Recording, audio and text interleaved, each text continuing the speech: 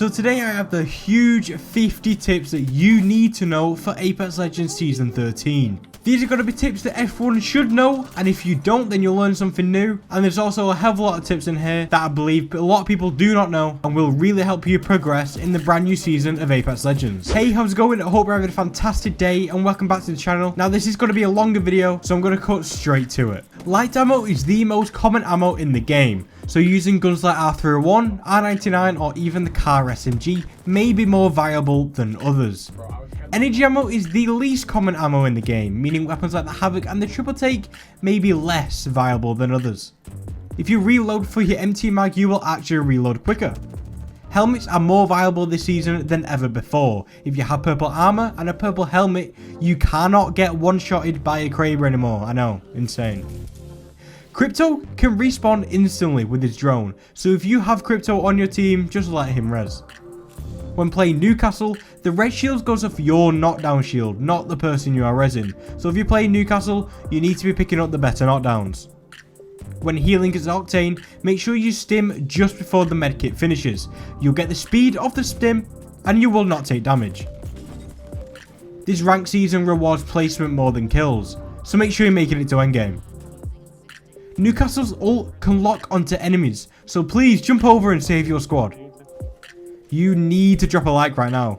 Please do not underestimate the power of hammer points, especially with the Mozambique. These things are an absolute beast with this hop up. Rank this season is going to be played on Storm Point and World's Edge, meaning people who can lock down areas and make area of denial are going to be OP, such as Caustic or a Watson. You can actually get zero recoil if you move left to right or send over strafing while staying on your target and shooting. Trust me, this is 100% legit. Mad Maggie is seriously underrated. No, that's not a tip, I just wanted to add that out there. You can actually put Mad Maggie's drill onto her ultimate. This can cause some serious damage, especially if you throw into some confined areas.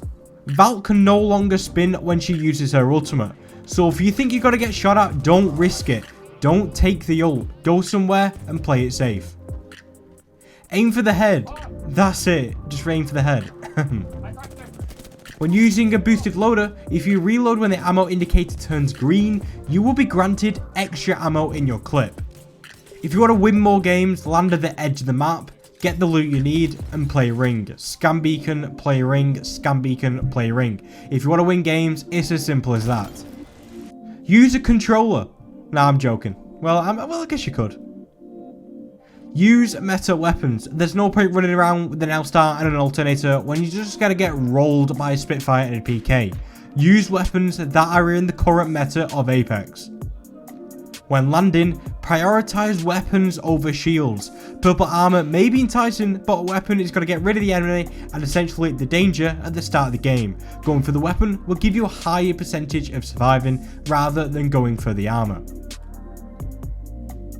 Using a finisher on a downed enemy will fully recharge your shields. If you see someone using a finisher, don't think they're throwing, they're just desperate for that armor. Tying in with tip number 23, using a finisher compared to a shield bat takes the same amount of time. If you have a bat, you might as well use it. You're more vulnerable when you're using a finisher. On the topic of meta weapons, use meta legends. Legends that are meta at the moment are people like Valkyrie, Octane and Gibby. Bloodhound, you get the idea. These people will give you an edge when it comes to fights and working as a team. The main way of getting around the map without rotation is the slide jump combo. It's the most simple yet effective way of getting around the Outlands. Find yourself a main. Now this may sound self-explanatory and something that everyone knows, but if you found someone that you find to be fun and you play good as, that's how you'll win more games and get more kills. Play who you are comfortable with. Now every single gold item has its own unique capabilities. Gold helmets recharge your ultimate quicker, gold armor grants more health and shields when using syringes and shield cells, gold knockdowns give self revives, and a gold backpack gives people you have just revived more health and shield. When using a gold backpack, you want to give it to the people who will be reviving the most. That doesn't mean the best person on your team. It should be a lifeline, a gibby, or a mirage, as these people are the main revivers and all have special, unique abilities when it comes to actually reviving. Lifeline's Joan can revive people, Mirage goes invisible when he is reviving, and Gibby will actually revive quicker when he's inside of his bubble. When it comes to gold armor, the best person to be using this I believe is Octane, as they are always in the face of the enemy. They are constantly stim, and mid-fight they can stim away and heal up much faster than they would if they had red armor. One of the brand new things that came out in the new season is IMC bases. When inside, you cannot get third partied. There's loads of loot and a safe rotation, so it's always worth thinking about. Talking about IMC bases, when killing the Spectres, they grant you Evo shields, so that the more you hit, the higher the armor level. If you hit all of them, you can come out in red, but playing with a team, you can easily get purple. When playing crypto, you can ping banners and it will tell you how many people in a 200 meter radius of you, and this can help in many different ways in the game, and it's a really good perk of having a crypto on your team. Speaking of crypto, ever since his buff last season, he can now throw his drone out, scam people and shoot all at the same time. This makes crypto even more valuable now and is definitely a good person to be picking up in Apex Legends Season 13. Speaking about scanning, if you are solo queuing in ranked, then you may want to play either a Seer or a crypto. These legends allow you to get assist points when using your tactical, meaning all you have to do is scan an enemy and you will get an assist without shooting your shot. So with a Seer, if you scan someone with your tactical and then your teammate gets that kill, you will get an assist and you haven't even done damage to them. And the same goes for a crypto. If you throw out your drone and your drone scans someone and your teammate gets that kill, you will get an assist, all without even firing one shot. Here's one that everyone seems to forget. The Mozambique is fully auto. Yeah, that's right. When playing Horizon, make sure you are always carrying ordnances. This could be an arc star, a frag grenade, or a thermite. The reasons as to why you want to be holding these as Horizon, as they are a great way to follow up with your ultimate. Once someone is trapped in there, you can throw an arc star or two and you're bound to get a kill. When using the flatline up close, make sure you are hip firing. This weapon is like an SMG when you don't ADS, and trust me, this thing beams. One of my recent videos is all about weapon combos, but there is such thing as legend combos. So when playing someone like a Horizon, it's nice to have a caustic, so he can throw his ult into that black hole too, and deal damage to every single person in there. There are legends who work amazingly well with this, such as a fuse. The same as legend combos, we also have team comps. These are a combination of the best legends in the game to get an upper hand on the enemy. An example of this will be a Bloodhound for the scans, a Valkyrie for the rotations, and a Gibraltar for the shields. The ping system in Apex was one of the first of its kind, and there is no wonder why every game now has one in place. The ping system in Apex is amazing and should be used to its fullest if you don't have a mic. Now, using a mic will always be better as you can give your team a more detailed description on what's going on, but if you aren't using the ping system effectively, then you need to, as it will be giving you and your team an advantage over others who aren't using this system. If you are dying constantly in Apex Legends, then you need to learn the ability to disengage. When you're fighting a team that you are clearly not winning, let's say 2 of your teammates are down and you are solo, there is no need to push. Nothing is stopping you from running away and resetting. Yes, people may think you're a wuss for running away from a fight, but most of the time, it is the smarter thing to do. Now, moving on to tip number 42. Subscribe, please, it means a lot.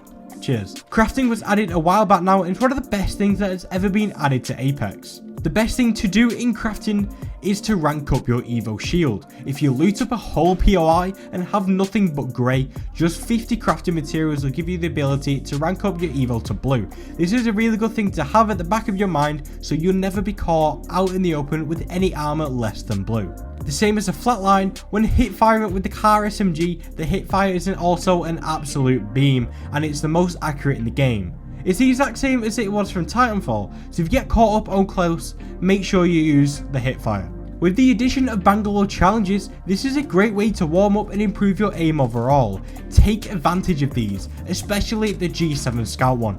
This challenge is going to improve your aim and awareness and speed and your accuracy. Just doing this once a day, just before you start your grind, your brain will become so much more wired and so much alert, and your games are going to be so much better that day. When it comes to positioning in Apex, high ground is the best ground. Having the positional advantage on the rest of the lobby can be the difference between a win and a loss, so whenever possible, make sure you claim the best spot in the ring before the rest of the lobby. This can easily be done by using rotational legends such as a Valkyrie to get the high ground, or even using people like a Pathfinder and a Bloodhound or any recon legend to scan them survey beacons and get there before anywhere else. When playing Pathfinder, if you want to grapple so much further, all you have to do is jump as soon as the grapple hits the floor. This will give you a boost of momentum and allow you to go further and faster.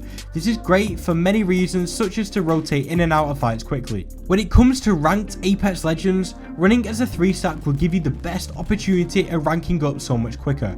Yes, solo queuing can work, but only up to a certain point. It's much longer grind and it can be 10 times more stressful. Even if you just run in as a duo, anything is better than solo queuing. Now I know this may be hard for some people, but trust me, especially on certain platforms like Xbox, there are looking for group channels everywhere, where thousands upon thousands of people are looking to play with other people and rank up the same as you. This also goes for Discord servers as well. So if you're truly trying to rank up and you need to be playing with other people, there are ways around this. Our penultimate tip for today is take a break. You don't need to sit and play for 10 hours a day. Play for 3. Take a break for an hour or 2. The more you play without a break, the more frustrated you will become and the worse you will play.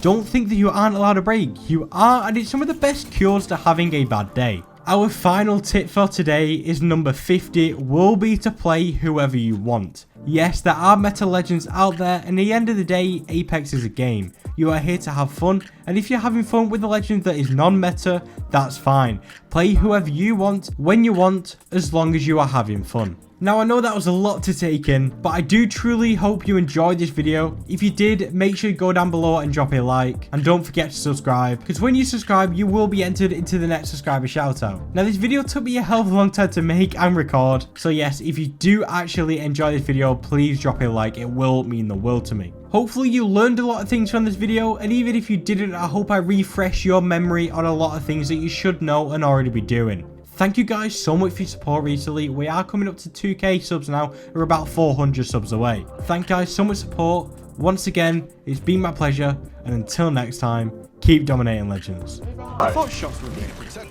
See what's in the behind.